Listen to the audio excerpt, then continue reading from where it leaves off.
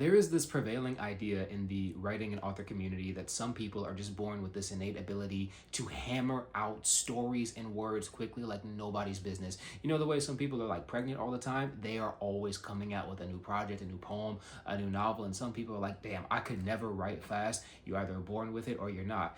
And to that very valid concern, I have to give this piece of wisdom. Cap. All right, so peep game and lock in, let me explain. Over the years, I have come to learn that fast writing is a natural byproduct of efficient systems. Now, I know that sounded like heat, but I'm gonna explain what that meant. I just said that out loud and I was like, damn, that sounds like mad quotable. You see that shit on like Pinterest and be like, yeah, and then you're like, okay, but what does that actually mean though? So when I say fast writing is a natural byproduct of efficient systems, what I mean is that authors who write quickly either have one of two things. I feel like they either have an intense amount of self-awareness, or they just have been writing for a very long time. They have a lot of skin in the game, a lot of experience. And when I say self-awareness, the reason why I say that is because if you understand who you are as let alone a person, but also as a creative, then you also understand what your brain needs and how you create art and what makes sense for you. I'm going to give you an example. My writing process that I realized in the past year and a half is auditory. Stories do not come to me visually, they come to me through sound. And for the entirety of my writing career, I was an author who heard things trying to write the way authors who see things do. I'm going to give you an example of what I mean. So up first, we got one of my all-time favorite books, which is Circe by Madeline Miller. I'm going to read you a description of a character. Okay, here's we go on the first page. My father glowed bright as just forged bronze, while Oceanos had been born with rheumy eyes and a white beard to his lap. That is all the description that we are given. Now, take a look at another all-time favorite book, which is going to be Gideon the Ninth by Tamsin Muir. The first was a rather sulky young man with an air of hair gel and filigree, an ornate rapier in the belt of his button coat. The cavalier. The other two were young women, both blonde, though the similarity ended there. One girl was tall and statuesque, with a star-white grin and masses of bright gold curls. The other girl seemed smaller, insubstantial, with a sheet of hair the anemic color of canned butter and an equally bloodless smirk. They were actually the same height, Gideon realized. Her brain had just deemed that proposition too stupid to credit on first pass. It was as though the second girl were the stark shadow of the first, or the first an illuminated reflection. The boy just looked a bit of a dick.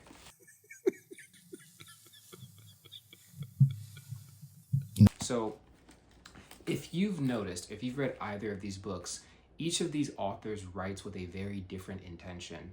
Tamsin writes with the goal of painting a picture, and Madeline Miller writes with the goal of evoking an emotion. And for the longest time, I was an author like Madeline Miller, trying to write like Tamsin Muir.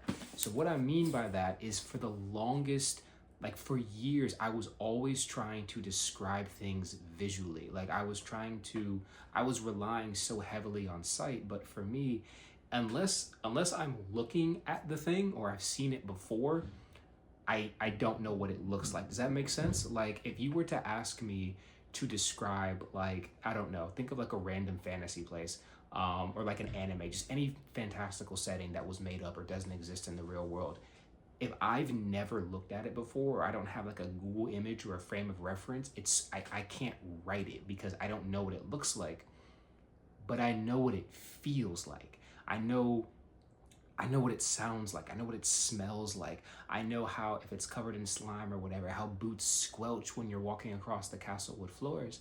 And so much of my journey, it took me forever to get through scenes because I kept trying to figure out what the fuck does this shit look like, when I didn't realize that I was missing an opportunity to tune into how stories naturally come to me, which is through sound. And I read Madeline Miller, I read Circe and Song of Achilles, and if you've read any of Madeline Miller's works, her prose is incredibly lyrical, and part of the reason it's able to achieve this stylistically is because it doesn't rely on a lot of exhaustive detail, because again, her goal is to evoke an emotion, and sometimes excessive detail can get away from making your reader feel what you want them to feel.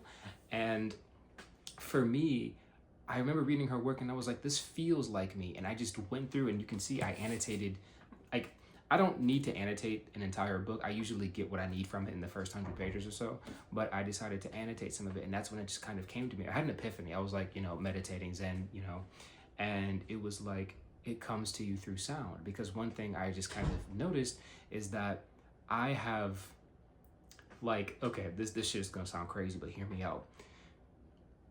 I do my best writing when I start with conversations, because like I know how that sounds, but think of it like this, right? I can hear and feel the texture of a scene, what people are feeling, where they're moving, where they're located, once I know what they're saying.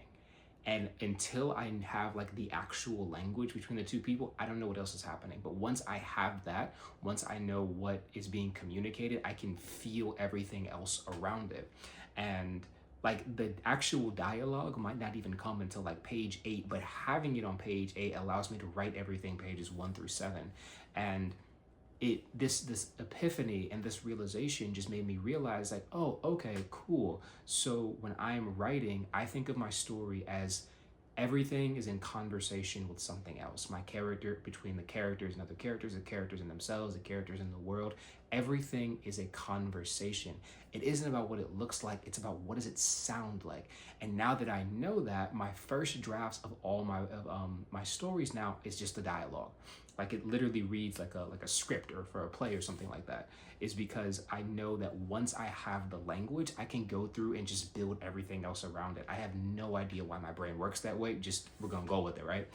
But it's because I know that now that I understand that I need to write the dialogue first. And once I have that, I can fill in the detail. And that's made my process so much faster.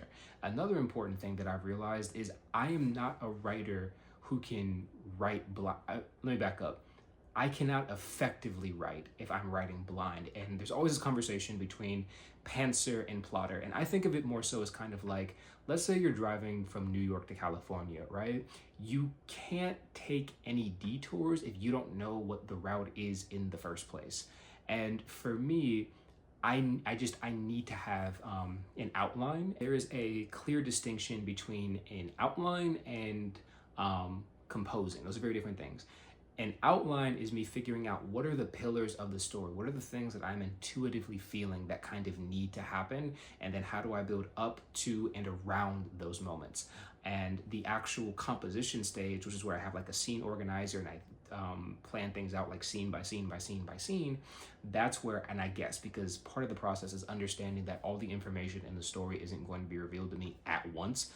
It would be so fucking nice if it was, but it's not. So what that means is let's say like my book is composed of like, so my debut novel, Poor Man's Prose, is composed of 79 scenes. I think in scenes. So what I'll do is I'll go through the scene organizer and I will have like the location, I'll have the POV of the character we're in, I'll have the name of the character, the scene number, the word count of the scene, and then like a short description of the scene. And I will do that before I ever put a word on the page. And so once I have like this, I have direction, because for me, direction brings clarity. And once I know where I'm going, I'm able to write effectively. And for me, writing effectively means, okay, bro, get the dialogue and the language out first. So to an outsider looking in, it might seem like, damn, he's able to write really fast. How do you write like you're running out of time? Write day and night like you're running out of time. Like I don't write quick. I understand what my brain needs in order to actually do the thing, because it can be so paralyzing when you don't understand what your process is, or you just aren't sure what you need creatively to thrive. So I always invite people to just kind of like consider, when you are writing or creating, or you're thinking of a scene or dreaming of a scene or whatever your process looks like, how does stories show up for you? Because I know I walk around and I talk to myself, right? That's a huge part of my process. Or like, I can just hear people talking to me, which... Something's wrong with him. That's not human, man. You're not regular, man. I'm surprised they didn't medicate me. Anyway, we just raw dogging an ADHD unmedicated. But that would just kind of be like my encouragement for you. You're not a slow writer. You're not a bad writer. You just might be a writer who doesn't understand how they write yet. And that's not a flaw. That's an opportunity for growth, for discovery. So I definitely invite you to kind of just sit with yourself, ask that question, think about it, and you will have to experiment. It does take some experimentation. I didn't, because sometimes you don't know what you don't know until you know what you don't know. What the does that mean? Um, um, like for me, I didn't know I was an author who struggled to write without guidance until my mentor showed me like a scene organizer, and it was like a whole new world. I can't sing, I'm sorry. But like that was just kind of the thing that I didn't know I needed it until I had it. You feel what I'm saying? So give yourself some grace. It doesn't have to be perfect, but just really think about that. And for another thing for me as well is I do my best writing in the morning. I just always have like, okay, so it's really weird. I do my best writing when there's like just no fucking light outside. So it's either early in the morning or late at night. That afternoon gap is kind of where my energy just naturally dips. So I don't really write during that time. So I try to either get up early or stay up late, but I understand that that's what I need. So I make it sacred. I treat it like devotion, like ritual. Like my writing practice is like an altar. I sit down at my desk. I light my incense. I light my candles. I have like a nervous system regulation thing I go through before I actually start the process of writing. And then I do the thing. And because I know what I'm doing, that takes so much of the guesswork out of it. Because once you have like an established and effective system, then basically at that point, it's just plug and play. So when you look at writers like Brandon Sanderson, I don't want to use Stephen King or James Patterson for examples because one of them was just on a shit ton of drugs, and the other one, I'm pretty sure he has like a team of ghostwriters anyway, allegedly. People like that, people who've been writing for a really long time, the reason they're able to pump out books so quickly isn't just because they were born with this, God-given gift to just write at superhuman speeds. It's they figured out their process, and the process never changes. It's just the stories that do. So I would definitely encourage you to figure out your systems, experiment, play, have a good grand old time, make it fun, make it experimental, you know what I'm saying? And then once you've got it, refine it, tune into it, have fun. Tune into it, what? Have fun with it, because that is there. I'm still learning things. Like for example, listening to like bachata or reggaeton as I'm writing really does something for me when I'm in the space of trying to compose. But I also know I can't listen to music when I'm putting words on the page, but I can if I'm brainstorming or outlining or composing, just not the actual act of physical writing. And now I know that. So yeah, have fun, write, figure out what your brain needs, and do the thing that happens. And I'm excited to see the stories that you all come up with.